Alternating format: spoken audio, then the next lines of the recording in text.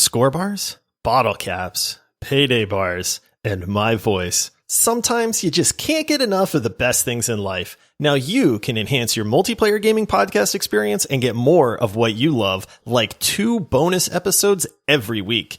Want early access? Want to stop hearing my ultra cheesy intros and ad reads? Well, now you can by subscribing to us on Apple Podcasts. Want amazing perks and to be the coolest person around in the Discord server? You can still support us over at multiplayersquad.com and earn our eternal gratitude. No, really, our gratitude is forever. We'll love you forever. What do you mean I sound creepy? What? You're starting the episode right now? I was about to tell them about...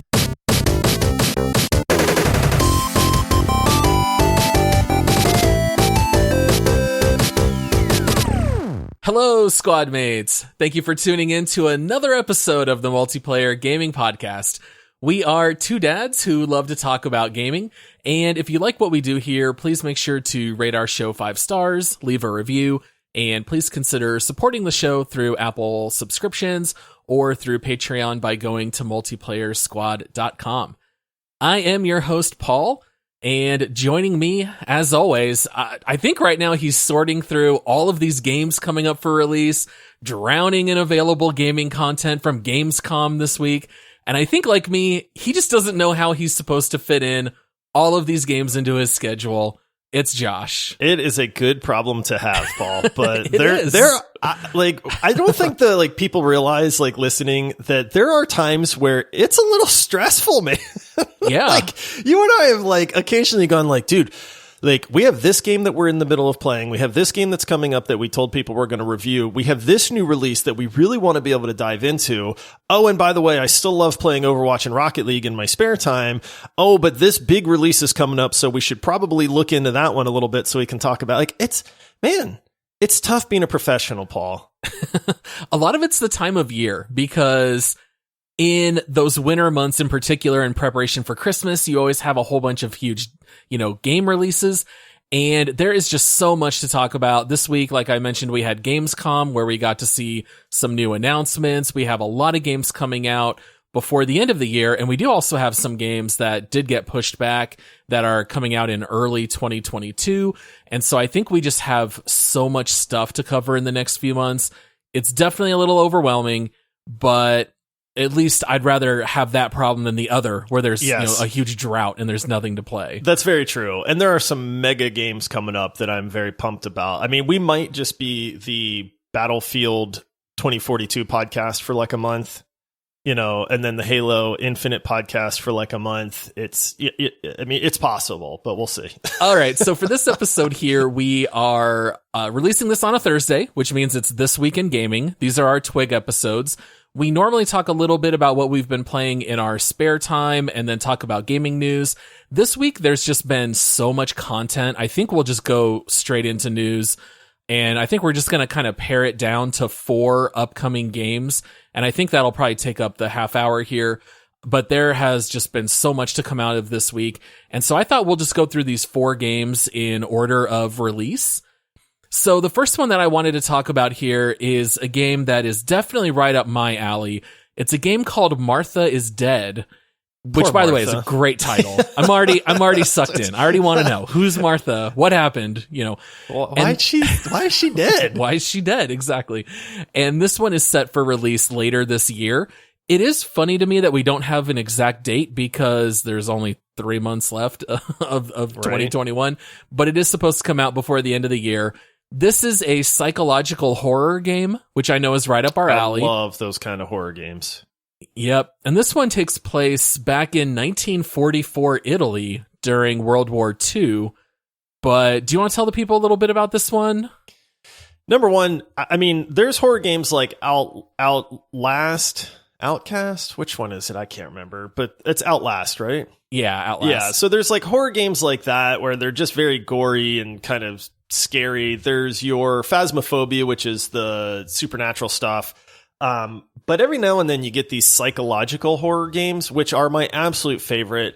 Anytime you're messing with somebody's head, that's really the way to go, in my opinion. And so when this one came up, I was very intrigued right away. The The only thing that's very strange is the gameplay demo that went along with like the write-up told me absolutely nothing. It was a lady that was developing film in a dark room, and that was it. And this article's going on to tell you how scary this is. It's in 1944 Italy, World War II, and it's this girl trying to make sense of stuff. But the whole time I'm watching this video, and I'm like, what does this photography have to do with any of this? Like, it was very confusing. But you had found some more gameplay that you had linked to me.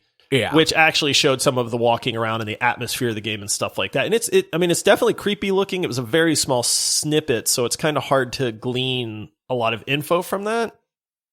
Yeah, so we've only seen so much, but basically, long story short, is that you play a younger girl named Julia who discovers the dead body of her twin sister, Martha.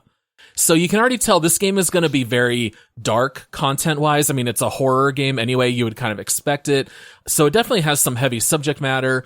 And basically, the game will dive into how that loss is affecting Julia, because she's the one who discovers the body. So it's very traumatic. But then also at the same time, you're going to uncover the mysteries of what happened to her, what's going on with this family. You know, we know that there's going to be some weird family dynamics from the write-ups that we've seen. I do have one quote here that I thought was really interesting. So this is from Liana Rupert, who wrote an article for Game Informer. But tell me what you think about this. In this tale, the lines between war, reality, and the supernatural are blurred beyond recognition, and the human mind is explored in a beautifully terrifying way. While the pacing is meant to be drawn out with a suspense that makes the situation feel real, there are moments rooted in decision-making where quick thinking is needed, with instances designed to make you feel like you don't know which way is up and which way is hell. The design elements attached to this particular storytelling style left me feeling on the edge of my seat in a way that pushed me to want to see what would happen next. It urged me to uncover the secrets of what happened to Martha and attempt to unravel the grief-stricken mind of her sister. That's some good storytelling right there. That's some good writing right there, man. You know, I love these kind of games because if they do the pacing right, you get some gameplay and then you get some horror and then you kind of get freaked out, but then it like calms down and it goes back to like exploration or the storytelling part of it. And you get kind of enveloped in that. And then there's these little moments of like the scariness and you know what I mean? Like sometimes horror is better served if it's not like very in your face. Right. Which is why I really like the psychological horror games, because you get just these moments that kind of blow your mind or really creep you out, but it's not so much that it makes you numb to it. And that's pretty key, in my opinion. And so I'm looking forward to this one because I love a good story-based game that's kind of like a, you know, just kind of like laid back. I've mentioned, you know, Edith Finch and Firewatch and stuff like that, where you can kind of walk around at your own pace and discover things, but you get these moments that really stick with you. And if you can do that in a horror type game, all the better. Yeah. I think this style of horror game is definitely right up my alley. Phasmophobia, not so much. The supernatural stuff I can find interesting. When it's just like ghosts writing in a book, it's kind of hard for me to feel fully invested in that kind of, it just seems a little silly to me on the surface, so it's hard for me to get drawn in.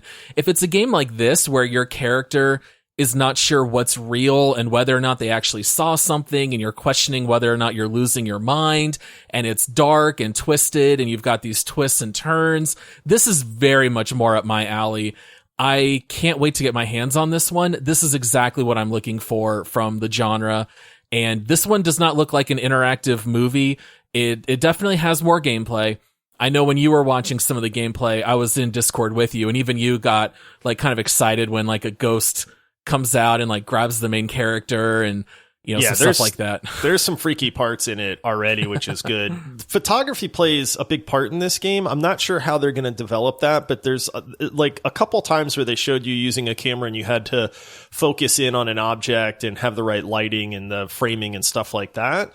So I'm not really sure about that part of it. Maybe that's one of the ways that they use to tell the story, and maybe you discover stuff through the photos that you take. But yeah, I am very intrigued in this one. It's hard to find good horror games that aren't just like bloody gory and that kind of stuff. And, you know, I'm very curious to see where this thing ends up. Yeah, absolutely. All right, well, let's jump into our second game here. I think this one you're probably a little bit more excited about it than me, but we have Elden Ring, which we have mentioned on the show. This one is set to come out on January 21st of 2022. And that's so far away, man. I know. It sucks. We got to wait five months for this one, I guess. So Game Informer had an article, and it was almost more like a podcast almost, where they said that they got their hands on 15 minutes of gameplay, but they could not show it. But they went back through the old trailers and talked about the experience of what they played, what they saw, what those things actually mean. And so we already know a little bit about this game. This is the one that's the collaboration with Minetaka Miyazaki and George R.R. Martin. And this is like the Dark Souls, Bloodborne style gameplay. But what stuck out from this preview that you found interesting? So Elden Ring looks huge. There was a big leak about it before the game was even officially announced. People have been tracking this for a while. This seems to be the spiritual successor to the Dark Souls series. There's even people that have tied in the some of the things in like Dark Souls 2 and 3 to this game, and so they feel like you've made it to like the next world. But the collaboration is kind of what's getting a lot of the attention there. But this is being kind of hailed as Dark Souls, but with an open world feel, which is very intriguing, because that's one of the things about Dark Souls is it's always been very, like, I don't want to say claustrophobic, because it does take place in some open environments, but the paths that you have to take are all pretty set. You know, you feel like you're moving from point A to point B to get through a certain level to the next area or something like that, from one bonfire to the next. And in this game, they're touting the open world aspect of it. And one of the things that they were talking about is in the gameplay footage that they showed, you see these huge, like, ogre troll looking things that have like these chains hooked into their back, and they're hauling this big cart behind them, and they have guards around them and stuff like that. Well, in this preview, what they were saying is you can actually attack those caravans out in the open world. And they were saying you actually should, because there's some really good gear inside the carts, but you can't just go up and start wailing on these things because you'll get wrecked. So what they were saying is they will eventually stop, and they'll kind of form like a camp or a perimeter. And then you can use like sleep darts and things like that to try to knock out some of the guards so that you can then fight the people that are left and loot this cart, which sounds incredible. I mean, you know, that sounds like a normal RPG type thing to do, but in the vein of Dark Souls and that type of combat and that type of environment, this is all new. You know, and so that's very, very interesting to somebody like me that loves the Dark Souls series. And then they were also mentioning that, hey, if you want that true Dark Souls flavor, don't worry. We have these like, not epic dungeons, but I forget what they call them, but they have these legacy dungeons. Legacy dungeons. There you go. Thank you. Yeah, exactly. And they were saying that is, you know, these legacy dungeons are what you expect from Dark Souls. These have your fog doors and your big bosses, and you have to make your way through and fight the trash mobs and stuff like that. So, you know, I've been hungry for a good Dark Souls type game. I actually loaded up Dark Souls 3 like a month ago, started playing it, and then just went like, yeah, as much as I love this game, I don't have the time right now to try to slog through this again and relearn all the combat and that kind of stuff. So I'm pretty pumped for Elden Ring. I know it's probably not up your alley, but this is one that I'm really looking forward to, because I feel like it's taking the Dark Souls formula and it's enhancing it while not changing it so much that it doesn't feel like Dark Souls anymore. Yeah, it's interesting that we have this whole push for games that have historically not been open world to suddenly be open world. We've got that with Elden Ring. We're going to have that with Halo. I still don't really have any idea how an open world Halo is going to work, but I'm curious to find out. You and I have talked about how much we love open world mechanics. So the idea of attacking these, you know, caravans filled with treasure sounds really neat. Discovering the dungeons and running through those is pretty neat. One thing that they did also mention is that a major part of the combat is summoning creatures. So they had mentioned that you can summon like trolls, goblins, humanoids, and then they basically fight with you. And so he was kind of saying that when sometimes in Dark Souls or Bloodborne, it's easy to maybe end up, you know, running and getting aggro of like 10 mobs at once, and then you just kind of get overwhelmed. Here you can actually summon a couple creatures to fight with you and kind of even those odds. So you can like focus on stealth mechanics. You can jump into the combat and summon creatures. I thought that was all really neat. I think the one thing that really surprised me is that if you do play with friends, because you can have up to 2 people join your game, nobody can mount if you play co-op. Yeah, that's a little strange. So everyone has to run on foot, which sounded really odd to me. I don't know why, but maybe it'll make sense once we play it. It might be. I know that fast travel is in the game as well. And one of the kind of nice things is because another fault with Dark Souls is, you have to run everywhere you want to go, and that means clearing out the trash mobs again. And in Elden Ring, they're saying that if you are out in the open world, you can fast travel from anywhere at any time. Like you don't have to try to get to a bonfire or a checkpoint or something like that. So it sounds like they're keeping the hardcore combat and the boss fights and the stuff that people love, but they're also adding that open world element, but at the same time adding some convenience factors like fast travel, which is great, right? Like nobody likes arbitrary difficulty. Like having to that's my main complaint with New World, right? Yeah. Like honestly is like, why do you make me spend 15 minutes running to somewhere? Like, yes, I love your world. It's beautiful, but I don't want to spend 15 minutes on every quest doing that. Like that gets old really quick. So I get like the first time you go somewhere, like, hey, we want you to run through the world and get there. But once I discover an area, take the headache out of it. Let me just fast travel to where I want to go at that point. And like, that's good. And it seems like they're following that kind of thought process. Yeah, I feel like so many games will just artificially drive up their playtime by making you run around. And I got to give credit to my game, Mass Effect. Even Mass Effect 1 had like 15 fast travels just within the Citadel. So it's like, even if I don't want to run from one side of this part of the map to the other, I can still immediately teleport around. So yeah, that kind of quality of life stuff is so important for open world because nothing gets old quicker than needlessly running back and forth. I'll say this too, since you mentioned open world with like Halo Infinite coming up and Elden Ring and stuff like that. Please don't copy the Ubisoft formula. That, like, I get that Ubisoft really pioneered this and they have mastered it, but Far Cry and some of these other games, Assassin's Creed, with the whole, like, you got to climb the tower to unveil stuff. There's these forts that you have to take over, and then now they act like spawn locations and stuff like that. Like, it's been done enough, and it's been done so many times in the same way that it's getting old. So I really, really hope that like Halo Infinite, I feel like Elden Ring's just a different of enough game that it probably won't copy that formula, hopefully. But like, don't do that. Yeah. You know what I mean? Like, it's been done in every Far Cry and every Assassin's Creed game. Just change it. Please don't copy Ubisoft in that regard. Make it something new, make it something fresh, and I'll be happy.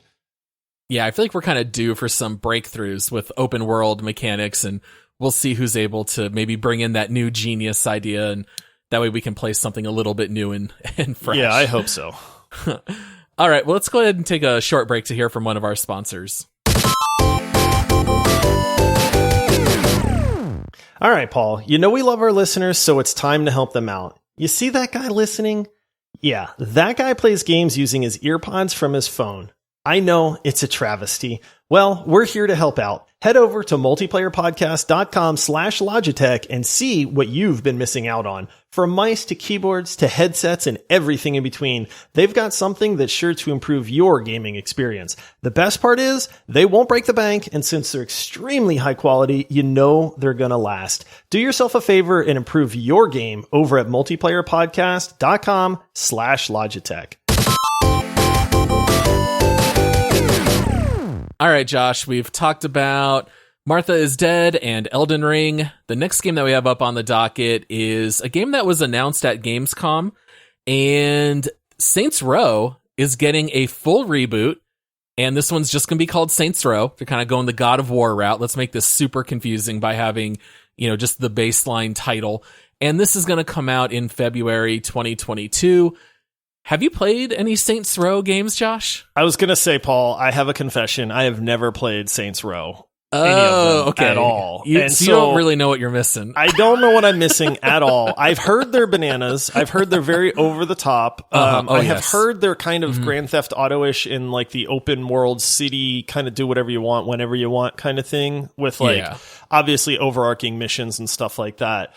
So I didn't get real excited at first because I'm like, yeah, I've never played the series, whatever. But then I watched the cinematic trailer that they had for this game. And it's banana, dude. I'm going to say this right now. Saints Row is the Fast and Furious of video games. Oh, because that's fair. Sure. It's this was nothing but just over the top characters. Some guy on a motorcycle wearing like a Deadmau helmet, you know, and then like just being snarky, and of course getting away with some situation that would never happen. All of his friends are in some convertible car that they steal right out from under the people. There's this crazy chase explosion scene that happens. They're driving on rooftops and spinning around and all this. And I'm just thinking, this is Fast and the Furious. This is the over the top, absolutely insane action sequences that are so far from realistic that it's ridiculous. And yet you can't help but just enjoy them at the same time. Okay. It's so funny to hear you talk about how unrealistic this gameplay seems, because do you know why they had to reboot Saints Row? Do you know what happens in the storyline? I read the article, Paul, and I have not played any of these, but when the article starts off with spoiler alert, you actually wind up being the ruler of the galaxy. Yes. in one of these games, they're like, where can you go but down? Okay. Let me give you a couple highlights from Saints Row 4. Ready? You get elected president of the United States. Now, keep in mind, you are a gang leader who engages in like chop shops and smuggling drugs, and you get elected president. The Earth gets invaded by aliens. The aliens put you into a simulation software to try to break your will, but instead, almost like Neo from the Matrix, you develop all these superhero powers. So in Saints Row 4, you literally have superhero powers. And then you end up taking over the alien empire. And then depending on how many side missions you've done, either you figure out time travel technology to put the Earth back in the way it was, or you just sail off to go conquer a new planet. Like this, you had to reboot it because you literally can't go anywhere from there. That's as high as it gets.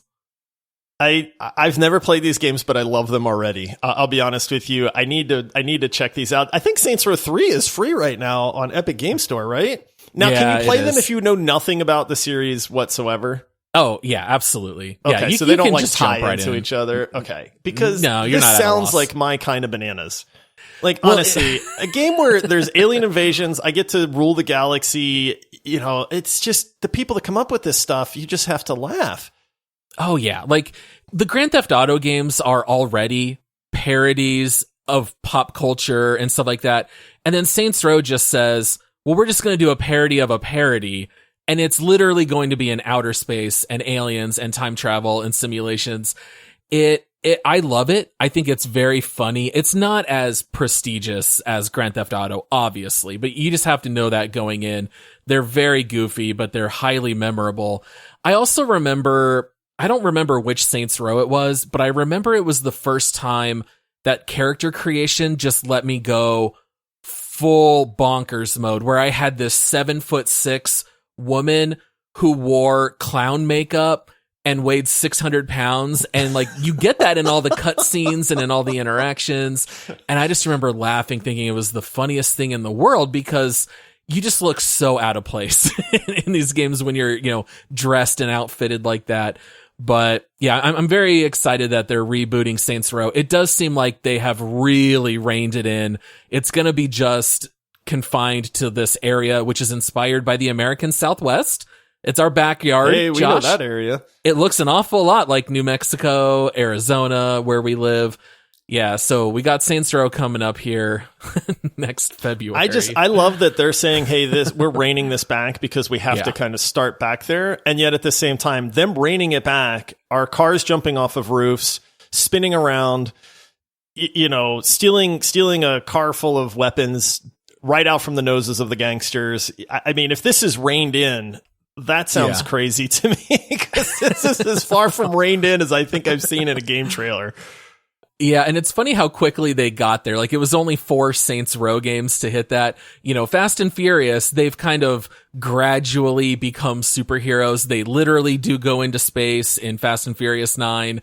I don't know where they go from here. I mean, that's like the joke with improv comedy. Once you go to space, there's nothing higher. There's nowhere else to go. But yeah, Saints Row, I love. It's definitely right up my alley, just in how funny it is. They definitely just poke fun at all things GTA, and it also is chock full of celebrity cameos, all kinds of stuff like that, which is great. And then our final game here, we're going to talk a little bit about Lego Skywalker Saga. This one does not have a release date, but they are saying probably spring 2022. What do you think about this one? Paul, I have another confession. I don't like any of the Lego games.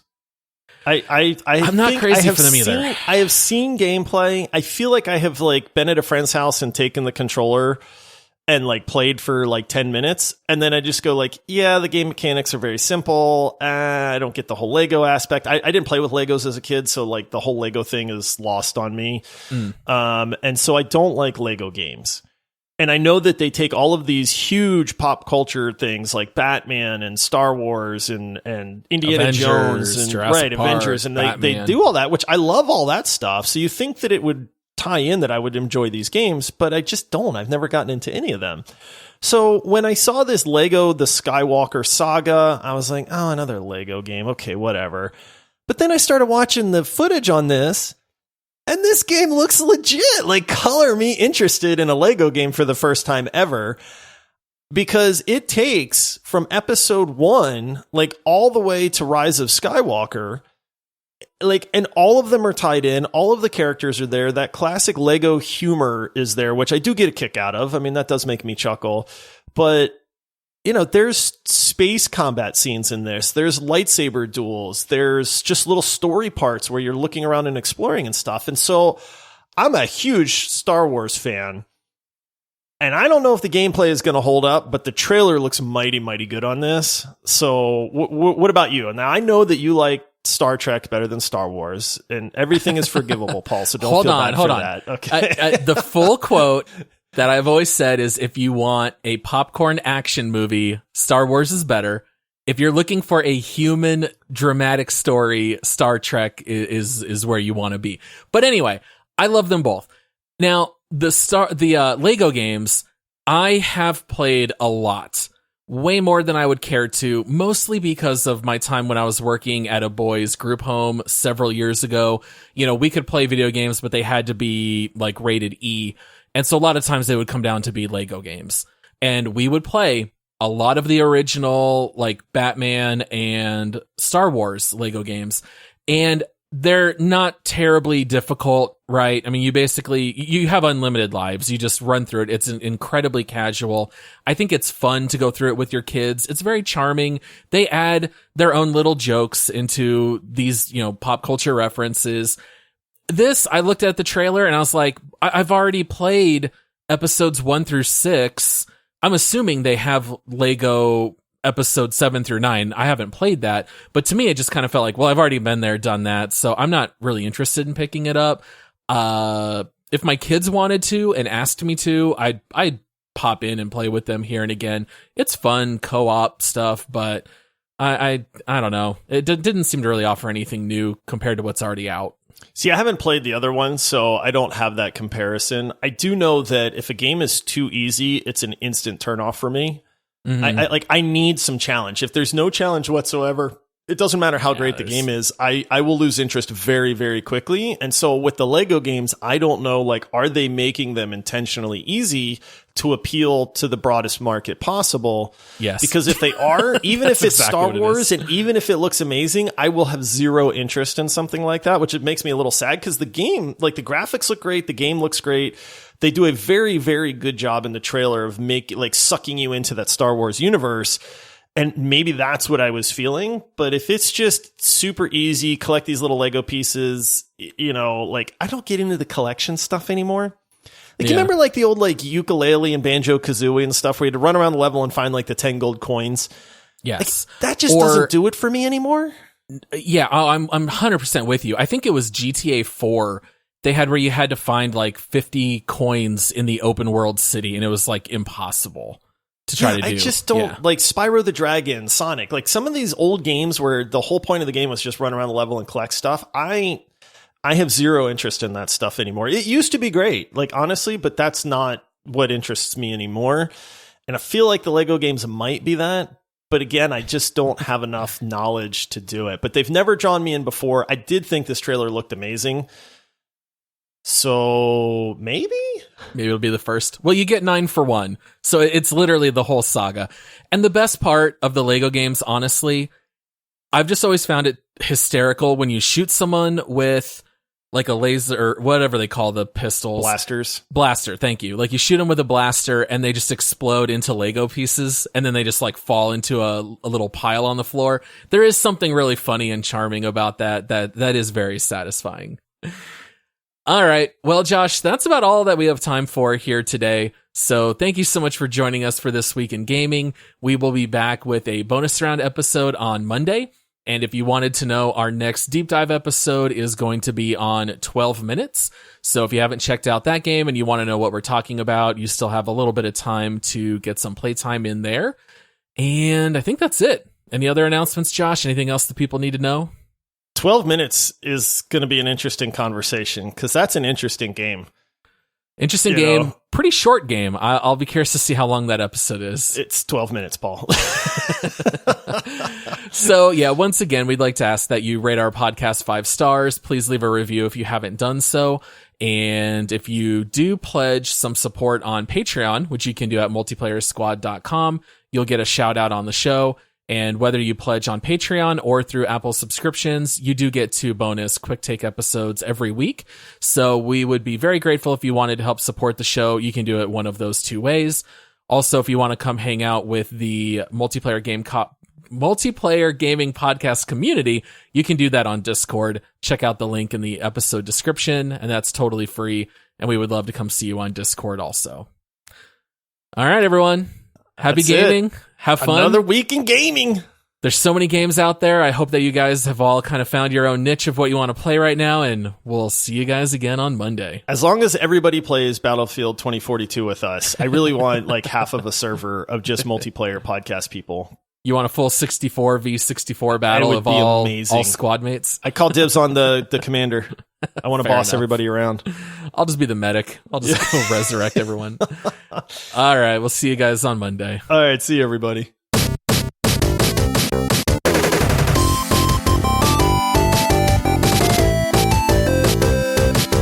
I'll cut this part out of the episode. Did you switch mics or something? Because all of a sudden I can't hear you. Really? No. Oh! I muted my headset mic. I'm not on my mic in Discord. Hang on. That's okay. Why. Because I just out of habit, I occasionally mute it. I'm glad I did. I mean, it's not going to affect the recording at all. But yeah, there you go. You got the right one in Cakewalk. All right. I could barely hear you say something. What were you saying? Or does it matter? It doesn't matter? Okay. All right. Jumping back in. All right.